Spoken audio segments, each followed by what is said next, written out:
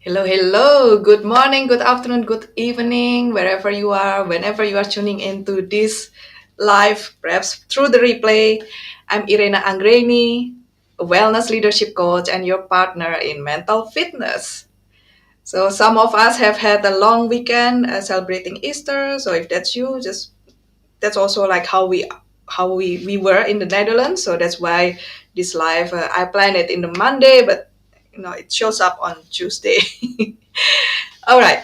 So if you caught our first session on the three-step mental fitness for meaningful success and happiness, you probably remember I talked about taking your hand off the hot stove of self-sabotage. Yeah. So now today we are going to deep dive into the most universal and powerful of all the saboteurs that we have inside us.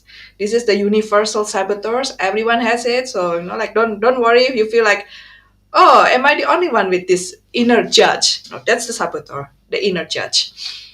Yeah. So you are not the only one because this is a master saboteur, very universal. Everyone has it. And the topic today is about how does this inner judge messes us up. And there are three ways here. Yeah, three-way or judge inner judge messes us up. And I will also address how to counter this sabotaging force with positive intelligence. So all that I say today is based on this research, breakthrough research in positive intelligence. If you're just joining for the first time, whether you're tuning in through replay, you can drop a quick hello in the comments. I'm always curious, yeah, where you are tuning in from, and let me know also what brought you here today. Now, yeah, let's do a brief recap. So last time we explored how mental fitness can create both meaningful success and genuine happiness. Yeah, not just the empty ones. And we identified saboteurs, the negative thought patterns that undermine our effectiveness as a person and also our well-being. So today we will be zeroing in on the judge, the inner judge. And this is the critical inner voice that's constantly finding faults. And it's the master saboteur, as I said, because it activates and amplifies all the other accomplished saboteurs. Yeah, so research from positive intelligence actually shows that the judge is responsible for the majority of our suffering and also a significant portion of our performance issues. Yeah, so I just want to jog your memory, and maybe if you missed the previous session, so this is the hot. Okay, I will remove this. Is not yet. Yeah. Okay. So this is the hot stove metaphor. Yeah, the judge is often the voice telling you to keep your hand there, kind of convincing you that pain is necessary or you deserve this. You probably are familiar with the word no pain, no gain. Yeah, so that's also the judge, like telling, like, okay, kind of you have to suffer to create your happiness or success. So without much further ado, I will just dive in. Yeah, there are three ways that the judge messes us up. Yeah, so the first one, let me see if I can show it. Yeah, so it's really a judge way of attacking you yourself. Yeah, by attacking ourselves, like this self-directed criticism can manifest as a harsh self-judgment or perfectionism, and the persistent feeling that you're never good enough. Whatever you do, you're never good enough. Whatever qualification you get, whatever degree you have, never good enough. Yeah, so when this judge attacks you, it sounds like, oh, I should be further along in my career by now, or I always mess up important presentations, for instance, or I don't deserve this success. I'm an imposter. I don't know how I got here. Like, who gave me this job? Kind of. I think I fooled that person, and I'm afraid to be found out anytime now. So in my own journey, yeah, this is a very familiar voice, inner critic, My judge would constantly compare my achievements to others, and it always find me lacking, lacking. Like even after I had some successes, like this inner judge would still whisper, Irena is not enough. He or she is better than me. You see, you're not good enough. So I was keeping my hand on that hot stove. Yeah, the hot stove. Remember this hot stove of self-criticism, burning myself while ironically thinking that it was motivating me to do better. Yeah, but here's what the research actually shows. Self-criticism does not improve performance. So it's quite the opposite.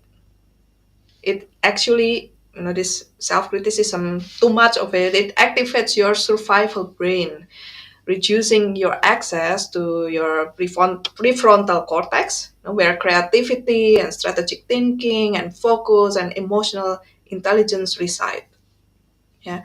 So if you find yourself having your judge attacking you, with this harsh self-criticism, so there's this simple exercise. So this is all based on the exercise from positive intelligence rep. To counter it, when you notice this self-criticism, place your hand on your heart and take a deep breath. And say to yourself with compassion, I'm doing the best I can with the resources I have right now. I'm doing the best I can with the resources I have right now. Okay. You can even pause this. If you're watching through replay, you can pause it and really stay there for a couple more minutes if you'd like. Um, but I will move on with the second way the judge is messing us up. The second way is really by judging others. Yeah, it's attacking others. And this manifests with us being so critical, so impatient, or very dismissive of people around us. Yeah, especially think of perhaps your team members or your family or your loved ones or your close friends, close colleagues perhaps. So when this judge attack others, it may sound like this, like, oh, why can't they just get this right this time, you know or maybe someone specific, like, gosh, she's so disorganized, so unprofessional, or he always makes the same mistake, it's so frustrating, is he dumb? Yeah, something like that.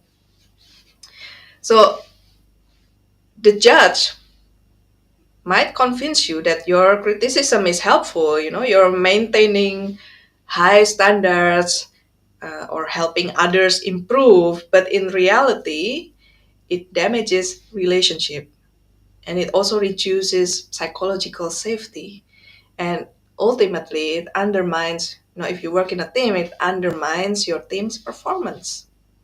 Yeah. So I want to share an example here. One leader I worked with was a brilliant leader, but had a reputation of being harsh and critical. So her team was like walking on eggshells around her. So instead of performing their best, the team members were more worried about covering themselves, from mistakes or any other source of that can create criticism from their leader.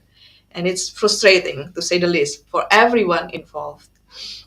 Now, through the mental fitness work, yeah, this wonderful leader, she started to realize, like, wow, her judge was projecting impossibly high standards onto her team.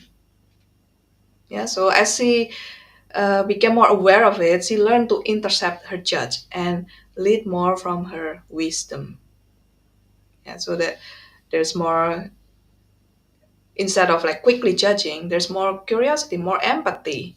Like, oh, what is going on with my team members? Yeah. So as she was developing her mental fitness, her judge weakens. So the team performance and cohesion also gradually improve. Yeah, so we are right now working next on rebuilding trust and establishing a positive culture that nurtures innovation. That's what's possible, like once the leader is leading more from their wisdom instead of their saboteur, the judge saboteur. So if you find yourself really harsh, you catch yourself judging others, so I have an exercise for you. You can just simply focus on your feet on the ground. Yeah, I'm now standing up, but even if you're sitting down, you can also just plant your feet on the ground and focus on that feeling of the feet on the ground for at least 10 seconds. Yeah, and ask yourself, like in this place of really feeling grounded, what might be going on for this other person that I don't know yet?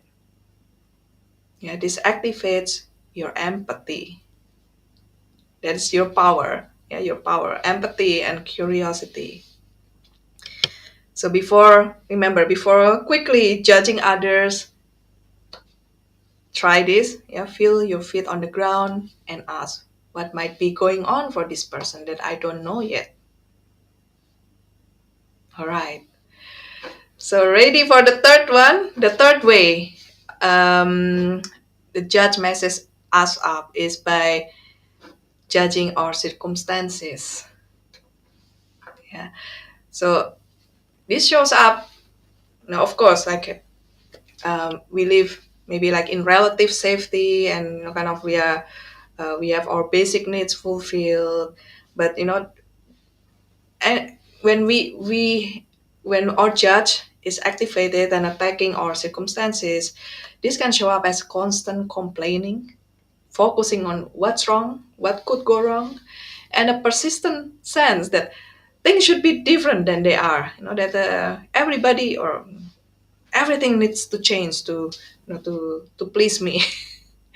And it may sound like, say in a context of a team, professional. Okay, this project is doomed from the start. There's no way this will be successful.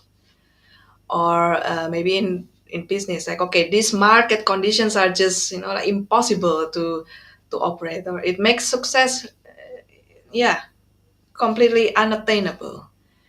Or yeah, when we talk about kind of complaining, like, okay, why does this always happen to me? Yeah. So I've been there. No judgment here. I've been there. Yeah. So these are also voices I'm familiar with.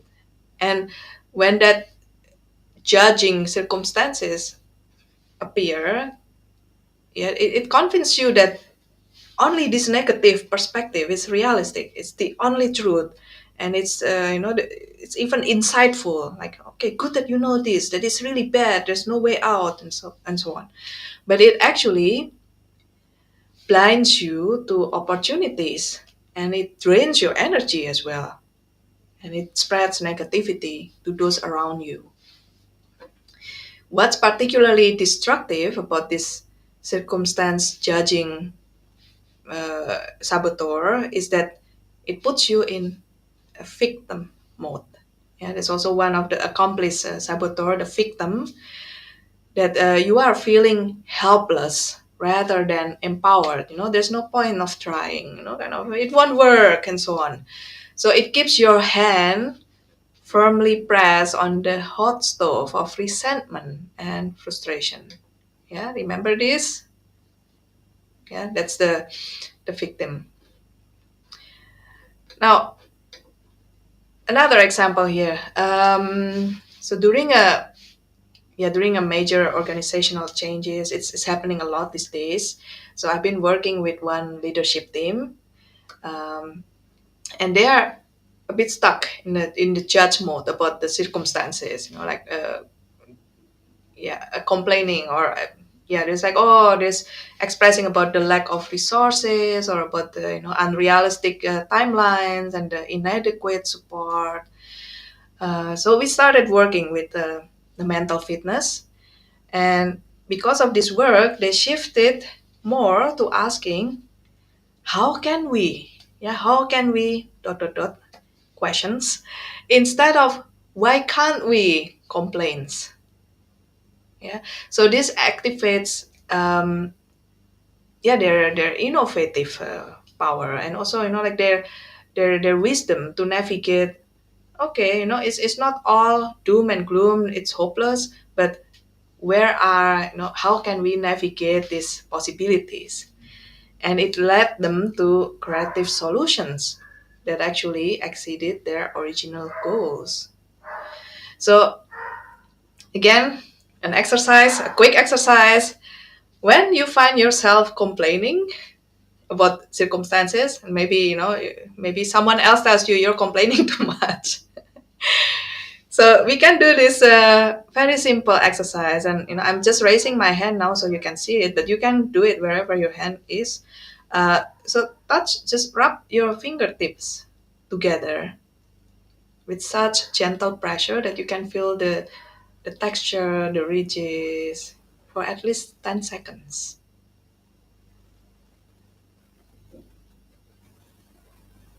10 seconds is around 3 breaths. And then you can ask, what opportunity might exist here that I'm not seeing yet? And you can even ask your team members or ask your loved ones, your family, kind of if it's in the context of non-work context. Okay, so so as you notice, I've been sharing specific, this positive intelligence reps, or it's shortened PQ reps. These are like brief mindfulness exercises that help you intercept the judge and activate your wisdom, your sage powers. And the key here is to do it consistently. So when you regularly practice these steps, you are literally rewiring your brain. Yeah, so you're strengthening your neural pathways to support your more positive perspective, your resilient perspective, while weakening those chatters that fuel your judge. So it is called mental fitness because it's just like physical fitness. It requires regular exercise. Yeah, kind of we've done maybe like a couple of minutes of reps together just now. Maybe you won't see the result right away, but do it regularly. Maybe even just 2 minutes of these PQ reps spread to out throughout your day. Like whenever you have a chance. Oh, I have my before my next meeting, I have 2 minutes. Kind of like, and practice like whichever it is. Kind of like placing your hand on your heart, feeling the your breathing and or your heartbeat, or feeling your feet on the ground, or touching your fingertips. Yeah, kind of really brief these mindfulness moments and do that, and you can create significant change over time. Yeah, so I've done that myself. And maybe why not we do that another one together right now. Yeah, so just another way of doing this PQ reps. You can place your fingertips on your other hands fingertips and just focus, gently. Yeah,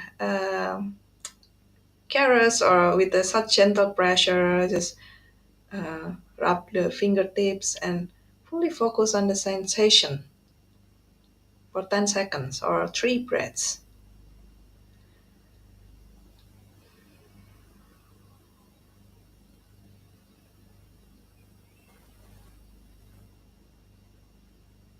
Mm.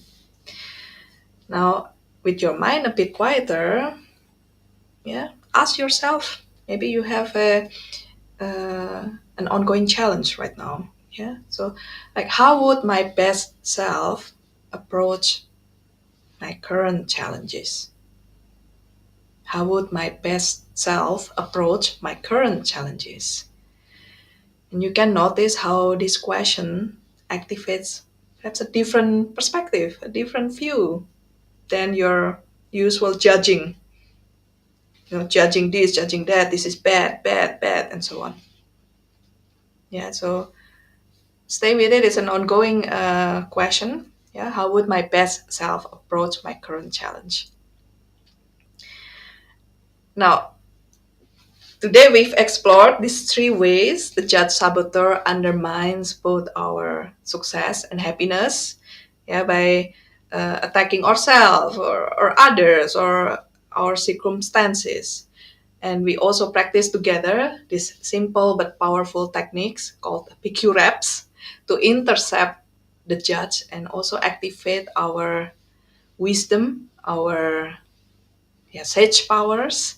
And the question now is this, yeah, so this is a maybe a little take home reflection for you.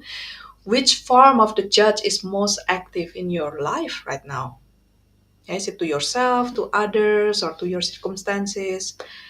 And how would your life change if you could weaken its grip? Yeah, so which form of the judge is most active in your life right now? And how would your life change if you could weaken its grip? Now, if you're curious to know, to dive even deeper, yeah, so I actually have a free quiz from Positive Intelligence, the saboteur assessment. It takes you like 5 minutes, and it will help you identify your personal saboteur patterns. Let me just put it up. Yeah, and also, yeah, you can scan the QR code, or I will put the link also as a comment. Yeah. So also the first five people who wants to silence their judge, yeah, just send me a DM or a comment.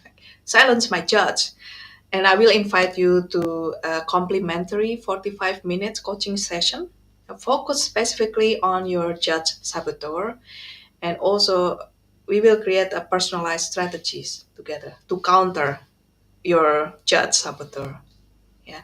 And if you are ready to fully transform your relationship with your inner judge and the saboteurs, so I have this 6 week mental fitness program with a few spots remaining. So yeah, that's your opportunity to work intensively with me on weakening all your saboteurs while strengthening your wisdom and your sage powers. Yeah, the information is also on the QR code or on the link that I will share in a moment. And yeah, those are my resource that I can offer you. So I hope that you find it useful, and join me again next time for more mental fitness boost. Yeah, so I will do this. I plan to do this every week, and um, yeah, on Monday morning. But sometimes it shifts to Tuesday because of holidays. But all right, thank you for being here, and remember that every time you intercept your judge, yeah, that means you are successful in taking your hand off that hot stove, and you're creating your own space for both your success and happiness. Okay, take care everyone, and see you next time.